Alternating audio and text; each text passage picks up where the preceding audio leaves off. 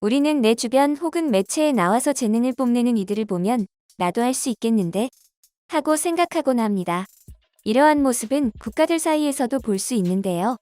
한국도 주변 강대국들을 보고 배우며 우리도 할 수 있다는 마음으로 묵묵히 나아간 결과 강력한 국가 순위 6위라는 자리까지 올라올 수 있었습니다. 많은 나라들이 한국이 이룬 성과에 놀라움과 찬사를 보내며 반겨주었죠. 하지만 유독 일본과 베트남은 그렇지 않았습니다. 일본이야 한국에게 추월당했으니 분함을 감추지 못하고 부정적인 반응을 보이는 것이 당연하죠. 하지만 베트남의 라이벌 의식은 둘째치고 한국이 대체 뭘 했다고 열등감을 느끼는지 당초에 이해가 안 됩니다. 최근 그들이 어떤 생각을 가지고 있는지 세간에 보도되며 왜 이러한 반응을 보였는지 공개되어 이를 접한 누리꾼들은 괘씸함을 넘어 안쓰러운 시선까지 보내고 있는데요. 한번 자세히 알아보겠습니다. 2022년 한국은 누리호 발사 성공, 폴란드 방산협약 체결, 신기술 개발, 드라마 흥행 등의 행보를 보이며 명실상부 선진국임을 증명했습니다. 이러한 한국의 모습을 롤모델로 삼아 발전에 힘쓰는 국가가 있는 반면 한국에 대한 시기와 질투를 보이는 나라들도 있는데요. 해를 넘길수록 한국에 대해 극심한 견제를 보이고 있는 베트남도 그중 하나입니다. 베트남인들은 한국에 대해 라이벌처럼 생각한다는 것 다들 잘 알고 계실 텐데요. 상대방을 넘어선다는 것을 목표로 라이벌 의식을 불태우는 것은 국가 발전에 좋은 일이지만 문제는 최근 몇 년간 베트남이 보여온 행보는 라이벌 의식을 넘어 피해망상 수준에 도달했다는 것입니다. 한국에 대해 피해망상을 가지고 있는 베트남은 한국이 베트남의 발전을 두려워한다고 생각하면서 한국과 온갖 것을 비교하기 시작했는데요. 그 중에서도 미국의 시장정보조사업체인 비주얼 캐피털리스트가 병력만 기준으로 했을 때 군사력 1위는 베트남이다라는 보도를 냈는데 이 보도가 베트남인들에게 전해지자 이 사실이 왜곡되며 베트남 전체가 들썩이는 사건이 있었습니다.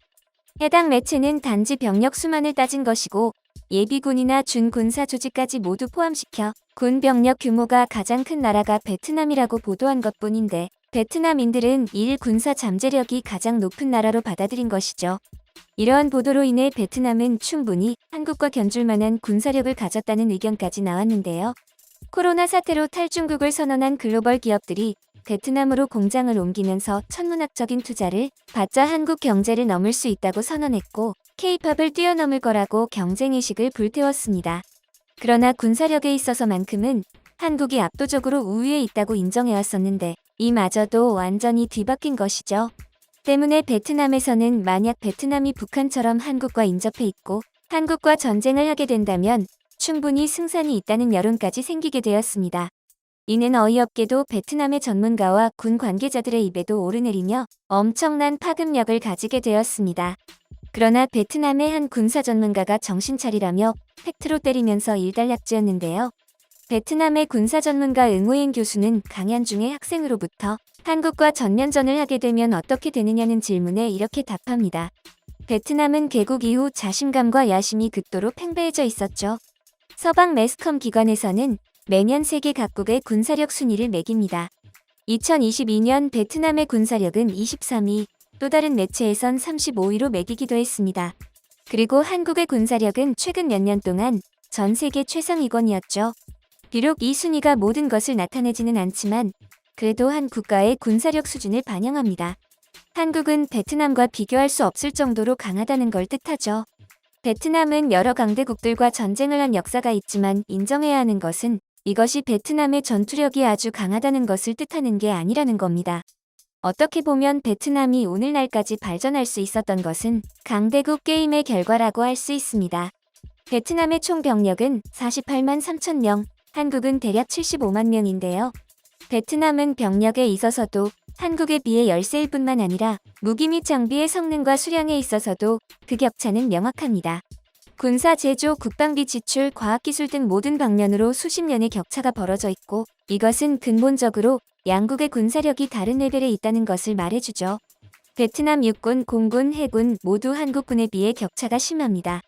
한국 육군의 총 병력은 54만 명으로 첨단 무기와 장비를 갖추고 있고 베트남 육군은 42만 3천 명의 무기와 장비는 여전히 60년대에 쓰던 것들이 주를 이루고 있죠. 비록 부분적으로 업그레이드가 이루어졌지만 한국의 장비와는 매우 큰 차이가 있습니다. 한국의 주력 장비는 자국 생산의 K1, K1A1, K2 탱크 등으로 2,600대 이상을 가지고 있으며 그중 K2는 세계 3대 탱크 중 하나이며 K9 자주포 역시 세계 제1의 화포로 이름을 날리고 있습니다. 그 외에도 장갑차, 헬리콥터, 대전차 미사일, 대공 미사일 시스템 등등의 장비가 갖춰져 있죠. 베트남 육군은 모두 노쇠화된 장비들로 주력 전차의 총 수량은 대략 1,300여 대입니다. 베트남의 주력 탱크와 화포들 역시 6에서 70년대 제품들로 한국의 장비와는 매우 큰 차이가 있습니다. 거기다 베트남 공군은 240대의 전투기를 보유하고 있는데 그중 4세대는 35대, 3세대는 11대, 그 외엔 모두 2세대 전투기입니다. 하지만 한국 공군은 400여 대의 전투기를 보유하고 있으며 4세대와 4.5세대 전투기만 200대가 넘고 5세대 전투기도 보유하고 있죠. 그리고 한국군이 발표한 바에 따르면 한국은 앞으로 10년 이내에 160기의 5세대 전투기를 보유하게 됩니다. 이 격차가 어느 정도일지 상상이라도 해보셨나요? 가장 중요한 점은 베트남 공군은 현재 조기경 보관제기, 급유기 등 작전 지원기도 없습니다. 즉 현대 정보화전에서 베트남 공군의 전투력은 효율성이 떨어진다는 것이죠. 베트남 해군은 총 배수량 톤수가 5만 1,000톤에 불과하고 그 중에서도 가장 큰 함정은 2차 세계대전에 참전했던 미군의 퇴역 상륙함이죠. 그러나 한국 해군의 세종대왕급 구축함 3척만으로도 베트남 해군 총 톤수의 절반을 대적할 수 있습니다. 게다가 한국 해군은 대항해군을 천명하며 빠르게 강해지고 있고 머지않아 함정 150여 척의 총 배수량 52만 톤 규모의 함대를 가지게 됩니다. 결론은 베트남군과 한국군의 전력은 비교조차도 되지 않는다는 것입니다. 만약 베트남이 북한처럼 인접해 있고 총력전이 이루어진다면 베트남군은 3일 안에 전멸할 것입니다. 한국이 작심하고 모든 전력을 가용할 시 어쩌면 하루 만에 모든 상황이 종결될 수도 있습니다. 여러분들을 비롯해 대부분의 사람들은 이 사실을 받아들이기 힘들 겁니다. 하지만 국민들이 객관적인 사실을 직시하고 있다면 국가가 올바르게 성장하는 데에 있어 큰 기회가 될 겁니다. 라며 말을 마무리했습니다. 전문가의 이러한 발언에 장내는 쥐죽은 듯한 정막만이 흘렀습니다. 한국을 라이벌로 삼고 경제, 문화뿐만 아니라 군사력도 격차를 좁혀나가고 있는 줄 알았는데 베트남군 전문가의 무자비한 팩트는 너무나도 치명적이었기 때문입니다. 이러한 내용은 베트남 커뮤니티 곳곳으로 퍼져나갔고 밀리터리에 관심이 있는 이들은 한국에서 돈을 받은 게 분명하다. 저렇게 긍지가 없는 베트남인은 본 적도 없다. 한국과의 격차는 인정하지만 교수는 의도적으로 한국을 매우 좋게 말하고 베트남을 나쁘게 말하고 있다. 객관성이 없는 것이다라며 비난을 이었는데요. 교수가 말한 일련의 내용들은 인터넷을 조금만 조사해 봐도 알 수 있죠. 객관성은 충분하다 못해 넘치는 상황이며 베트남인들의 이러한 비난은 마치 선택가 없다는 것을 알아버린 어린아이의 투정 같다는 생각이 듭니다. 이에 베트남 당국은 국영방송을 통해 베트남군의 훈련 장면을 보여주는 특집 방송을 연일 보도하면서 혼란스러운 민심을 잠재우는 데 급급하기도 했는데요. 베트남의 이러한 열등감에 안타까움마저도 들지 않는 이유는 한국을 향한 맹목적인 증오일 것입니다. 베트남 역사관에 따르면 베트남 전쟁은 미국이 벌인 침략 전쟁이며 베트남 공화국은 미국의 괴뢰국가이기 때문에 한국을 그런 침략국과 괴뢰국을 도운 국가로 보고 있는데요. 베트남에 존재한다는 한국군 증오비의 경우도 프로파간다의 목적이 짙을 뿐더러 한국군이 가지고 있지도 않던 독가스나 B-52 폭격기를 써서 학살을 했다고 하는 등 신뢰성이 없는 주장인 것으로 판결났습니다.